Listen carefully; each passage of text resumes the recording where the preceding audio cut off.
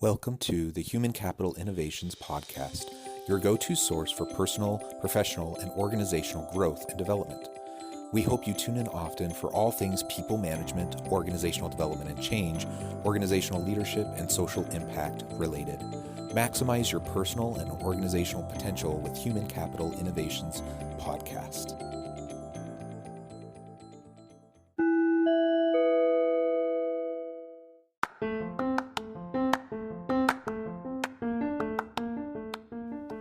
Welcome to the Human Capital Innovations Podcast. In this HCI podcast episode, I talk with Julie Winkle Giulioni about the risks and challenges with defining careers exclusively by promotions and positions.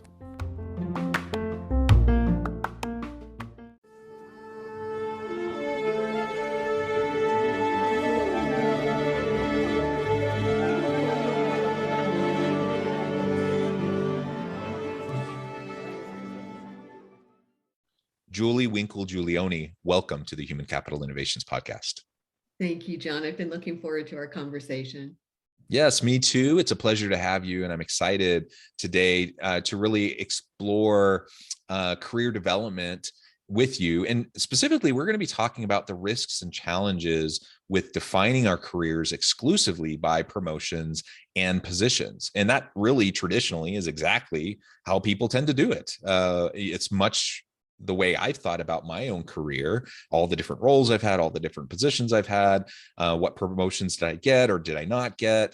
And I think that's pretty normal, right? And, you know, there's norms there for a reason. And I suppose there's some pros to that, but it can also be a challenge and it can be a risk and it can be a detriment potentially. And so we're going to unpack that, talk about really what we need to be thinking about in terms of how we frame our own careers and our own career development. And as leaders, what can we do in supporting our people to do the same, to go about it in a really healthy way? As we get started, I wanted to share Julie's bio with everybody. Julie is a champion for workplace growth and development and helps executives and leaders optimize talent and potential within their organizations. One of Inc. magazine's top 100 speakers, she is the author of Promotions Are So Yesterday, Redefine Career Development, Help Employees Thrive, and the co-author of the international bestseller, Help Them Grow or Watch Them Go, Career Conversations Organizations Need and Employees Want, translated into 7 languages. Julie is a regular columnist for Training Industry Magazine and Smart Brief and contributes articles on leadership, career development, and workplace trends to numerous publications, including The Economist. What a tremendous background. It's a pleasure to have you. Anything else you would like to share with listeners by way of your personal context before we dive on in further? No, I think that covers the waterfront. I live in Southern California and we have a beautiful sunny day out today. Wonderful. And I should have asked you this in the pre-interview, but what part of California? We're just outside of Los Angeles in a little community called South Pasadena. Oh, wonderful. My wife is from San Clemente. So we love the area and we go back often to visit family. Oh, good. Wonderful. Well, as we get started, tell us a little bit more about how and why you really got into this career growth, career development kind of a space as an area of emphasis and focus for your work. And then we can dive more into your book, Promotions Are So Yesterday, which I love the title, by the way, and start to unpack like why it's a risk and challenge when we're defining ourselves that way. Gotcha. Yeah. So I've been in learning and development from my very first job. I taught modeling and charm to children back when I was 16 years old, and my audiences just kind of grew right along with me. I taught high school and at the university level, and then got back into industry in learning and development roles. And I quickly found that my real passion was around leadership development, and ultimately worked for a commercial training company and consulted around leadership development and was the director of product development. So I was responsible for teams that built leadership training programs, commercial products that were sold around the world. And so leadership development has just been at the core of what I do for longer than I want to admit. And about 20 years ago, when I went out on my own, focus of my own firm was developing learning systems, learning programs for managers and leaders. And so career development was always a part of that. It was, one component, one piece of that puzzle. But then around 10 years ago or so, I was working on a project with Beverly Kay, who is just, everyone knows Beverly in the career development space. And we were both observing, careers and career development is so important. It drives so many business outcomes. There's a business case for it. There's a human case for it. People crave this like nobody's business. And yet it's consistently a source of dissatisfaction. It's always there at the bottom of the climate and the engagement surveys. And so we decided to, sit down and kind of get to the bottom of it, did a little bit of research, quickly found that one of the key issues with managers just didn't feel like they had time for it.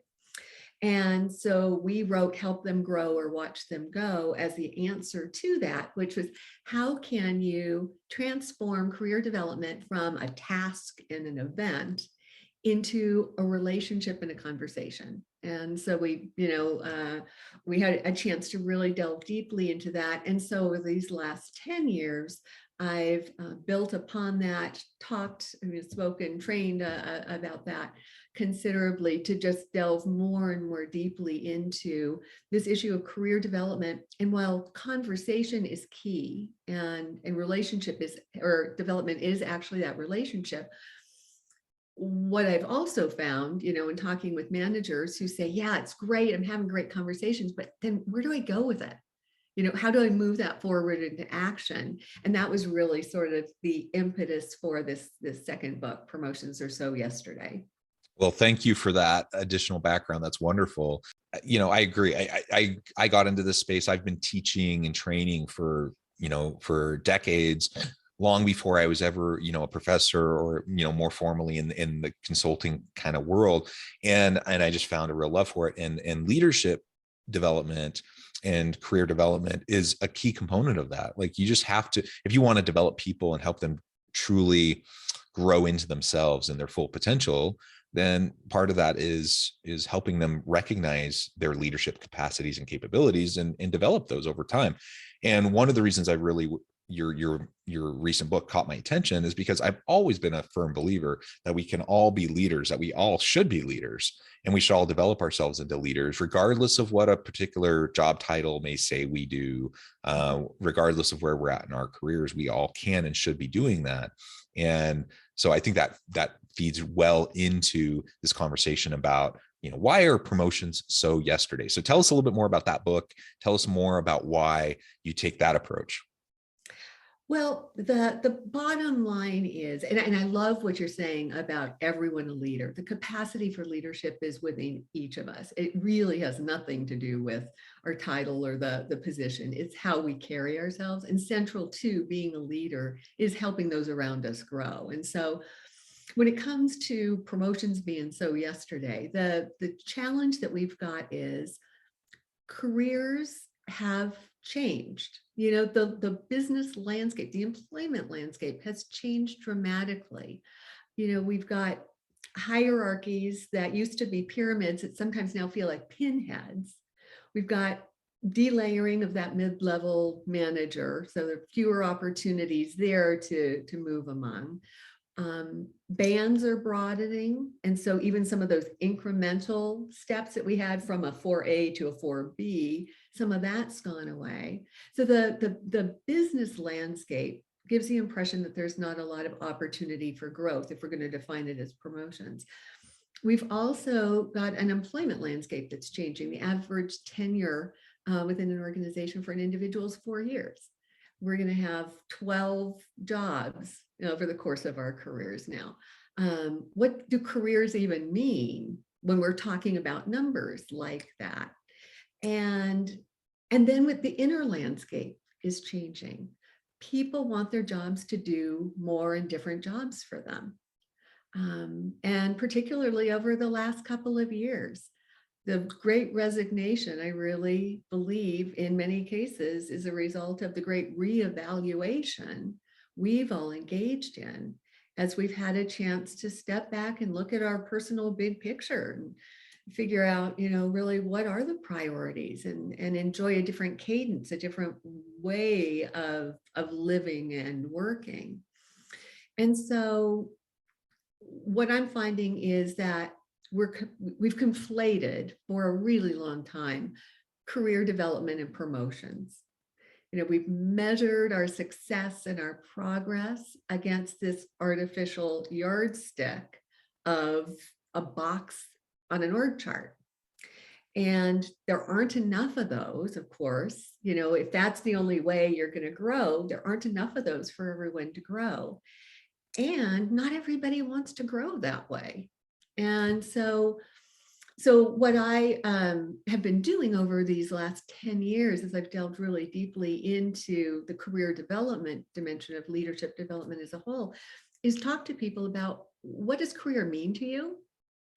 And it's been a fascinating experience, because everyone starts with it pays the bills, it lets me take care of myself and my family.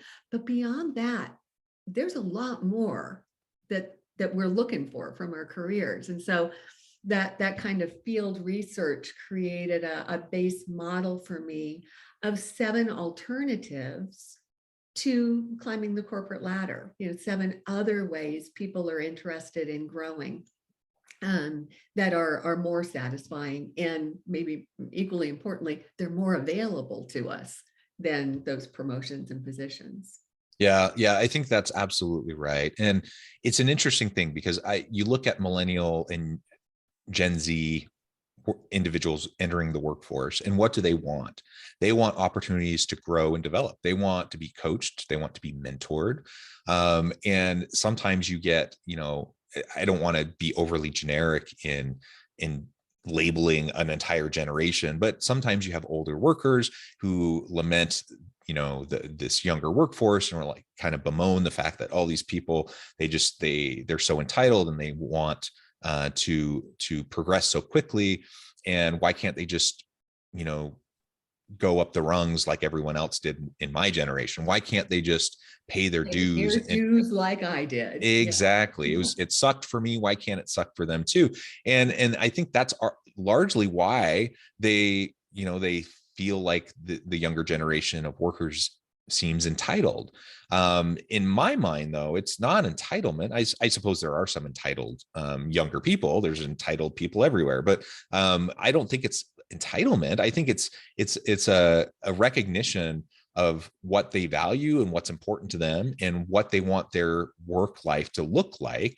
And they're not willing to put up with going up the rungs of a ladder over a 20-year period of a career. They're not willing to spend years doing terrible jobs just for the possibility of someday moving into a less terrible job. They want to be coached and mentored, and they want to have opportunities to learn and develop now. Like right now, they're coming out of whatever education they've chosen, whatever skills training they've chosen. They want to be able to put it to work. They want to do meaningful work, and they want to be able to continue to grow.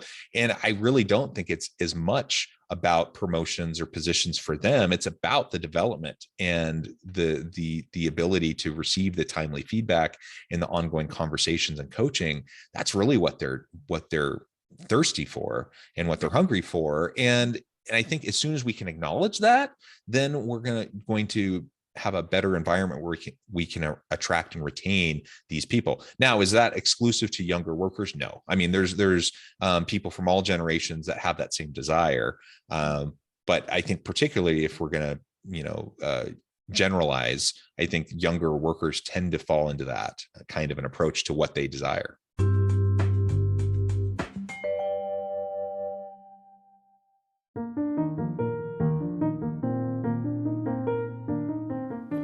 Check out our new weekly LinkedIn newsletter, Alchemizing Human Capital, exploring industry trends via original research and interviews with executives and thought leaders from across the globe. We look forward to having you join us.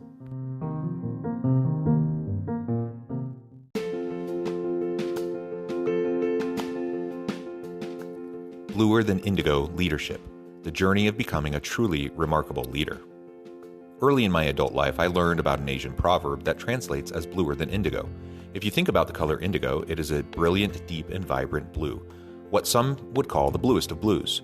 To have something that is bluer than indigo is rare and truly remarkable. Contrary to popular myth, there is no one-size-fits-all or cookie-cutter approach to effective leadership. There is no silver bullet, no secret sauce, no go-to model that will solve all of your problems. The truth is, great leaders have all had their unique strengths and flaws, and have all had to discover and then pave their own distinctive path in their life's journey to fulfill their leadership potential.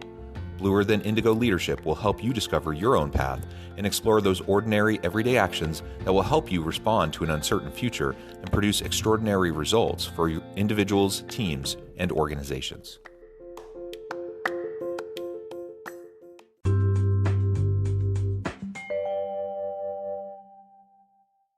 And you know what I love about that? They are giving the rest of us permission to bring voice to those same feelings. Because I don't think that sensation is unique to the younger entrants to the workplace. We all want to grow and learn and expand our capacity and contribute at different levels and whatnot. And the fact that some of the younger entrants to the workforce can bring voice to that, can articulate it, gives everybody permission. So I think that's going to work out to be a really good thing. I read a stat, I can't remember the source, but it said employees who don't perceive opportunities for growth are 7.9 times more eager to leave their current employer, even if they like their job. I mean, that's huge. People really do want to learn and grow. And so the opportunity here is to trade that classic narrow definition of growth being movement into another position somewhere, to translate that into something broader. Because for all these years, that's been sort of the only thing on the menu. And so that's, everybody's going to order that. So how can we expand the menu, give more options that allow people to grow in ways that have meaning for them? And that's why we developed the multidimensional career framework as a way to bring language to that and let managers and employees have overt conversations about the range of ways people can grow. Yeah, awesome. And can you go into more detail on that that development framework that you're just referring to? Yeah. So it's an 8-part framework, again, based upon the field research, sorted it into these broad categories, and then did some validation testing too, because we knew the categories were, on target because they came actually from real people. But my suspicion was when we put them out there and asked people, okay, rank these things, where was climbing the corporate ladder really going to fall when it came right down to it? Anyway, so we did the research, and the results were nothing short of mind-blowing, to be honest with you. In aggregate across, ages, genders, levels in an organization, location, what we found was that contribution was the thing that they were most interested in. We asked people to rank, how would you like to be growing right now? It was through contribution, being able to step up, do more, be of service, take initiative like that. Second was competence. That was the second most important of the dimensions. And it makes sense. I think we're all really sensitized to the fact that the world's changing fast. And if we're not changing and keeping up, like standing still is moving forward today. But then again, in aggregate across all ages, at the bottom of the list, 8 out of 8 was climbing the corporate ladder. Now, in between there, we also had connection, being able to grow through the networking, the building of community, contacts, relationships. We have challenge, the stepping up, stepping into the discomfort zone, stretching beyond what's known. We've got confidence. A lot of folks, really want to take that sense of, I got this at work, and that mastery to the next level. Contentment, which, we're going to hear from you at the end of the show. I love your sign off around wishing folks meaning and purpose at work. It's that sense of meaning and purpose, but also the sense of ease and balance and joy that we have with work. There's the dimension of choice, more volition and autonomy and flexibility and ability to make decisions and that sort of thing. But again, contribution and competence were at the top. Climb was at the bottom. When we expand the menu, when we put more options out there, and people have the language to look at and think about and talk about it, these other dimensions are even more interesting to people than climbing the corporate ladder. And the beauty of having this kind of a framework is that these other 7 dimensions are completely within an employee's and a manager's control. The promotion, that's somebody else's domain. You've got very little control over that. But these other 7 dimensions, they're yours to play with and make choices about and find ways to create growth experiences for folks. Yeah, I really like that. And I think it's important for anyone listening. You're thinking about your own career, your own development. It's nice when you have an organization that prioritizes this, when you have leaders that prioritize it, but I can't always count on that. So I have to take ownership over my own development. I have to seek out growth and development opportunities, and I have to look for new ways to stretch myself and develop the competencies and capabilities. And I can't necessarily wait around for my leader to do that or for the organization to provide that. I certainly can vote with my feet and I can go to a different organization, but I'm a big believer in trying to, make the most of every opportunity you find yourself in currently. And so just be proactive about owning your own responsibility for your career development. And for leaders listening, same thing applies. Like, just because your organization may not have any robust, career development kind of programming doesn't mean you can't be heavily involved in that for your people. And it's not rocket science. It's like having regular check-ins and one-on-one conversations and providing meaningful feedback and being mindful of your people's salient motivators and desires for growth and development, and target their work, design their work in such a way where they can start to grow into those things. It takes some thoughtfulness and being proactive, but anyone can do it. It doesn't require a huge budget. It doesn't require some grand organizational program. You can do it. You can do it right now. And so do that work now, and you will become the leader of a team that's dynamic, energized, where everyone wants to work because they see how you're developing your people. Yeah, I mic drop moment. Nothing more to say on that one. You're so right. A lot of leaders, and it's easy to do. Organizations have worked hard at creating systems and processes and programs around career development, and it's easy to be seduced into thinking, okay, well, that's where I'm going to send my people. I can outsource that dimension of my leadership role, and yet development, as we said at the beginning, is central to being a leader. And leaders who get good at this, they don't just end up with highly energized, motivated, effective teams. They're also getting more work done. Because the truth is, if you've got folks who want to step up and grow through challenge or through greater contribution and almost any of these dimensions, there's probably real work that needs to get done that can be the vehicle through which that growth can happen. And so it becomes a beautiful twofer for a manager who can take those priorities and goals that employees might have around their development and find that perfect match for the work. I mean, who's going to say no to that?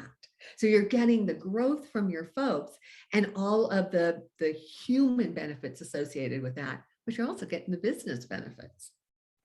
Yeah. And that's what we want. That's what makes a great leader. And great leaders develop their people. Great leaders develop their bench strength.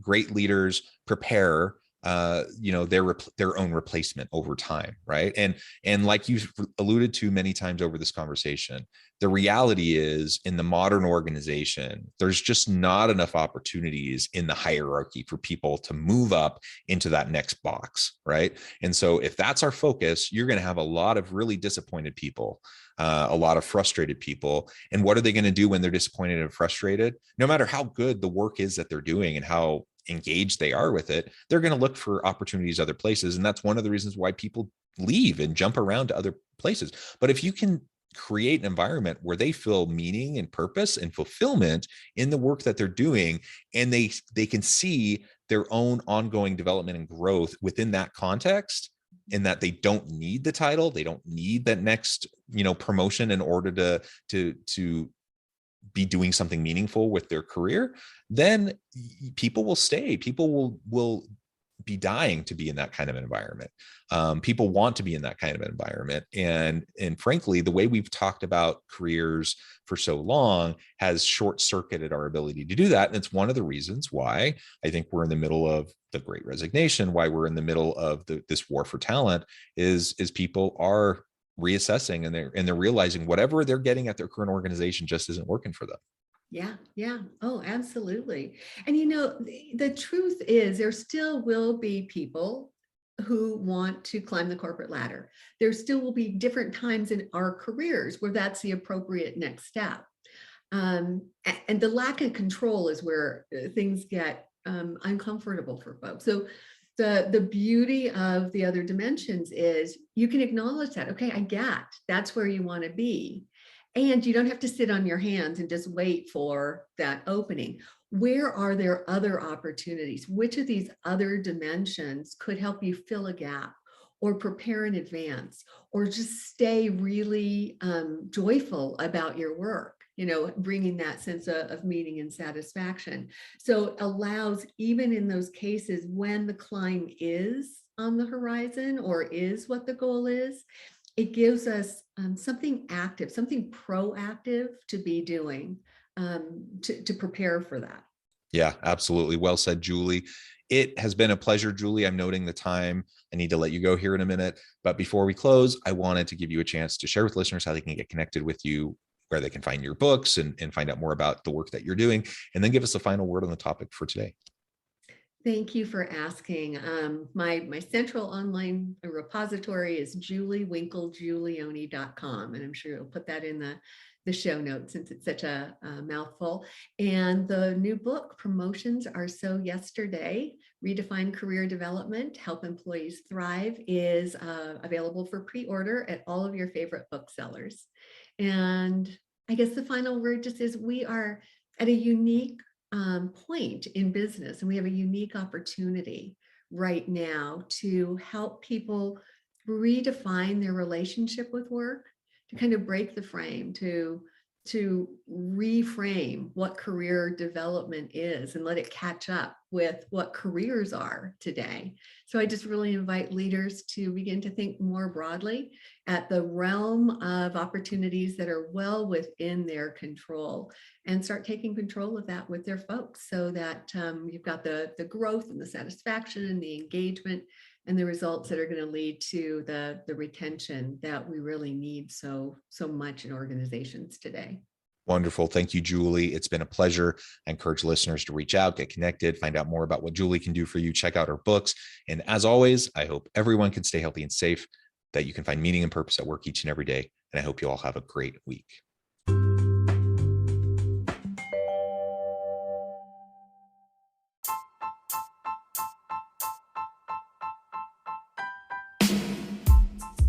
The alchemy of truly remarkable leadership.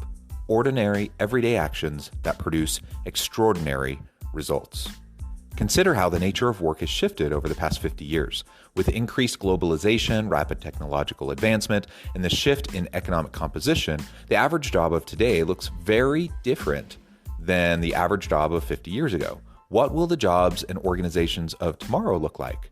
Moreover, what does this all mean for organizational leaders? What are the core competencies and capabilities of organizations and their leadership that are prepared for continued disruption and geopolitical and socioeconomic shifts?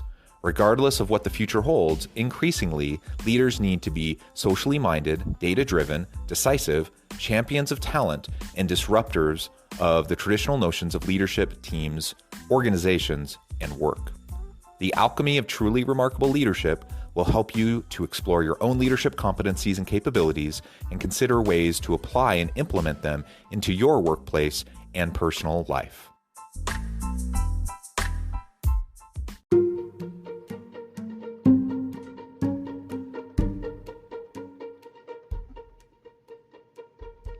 Check out Human Capital Innovations magazine, Human Capital Leadership.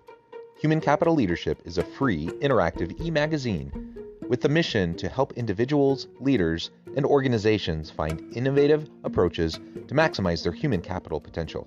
We publish issues quarterly in August, November, February, and May. Take a look at the latest issue and let us know what you think.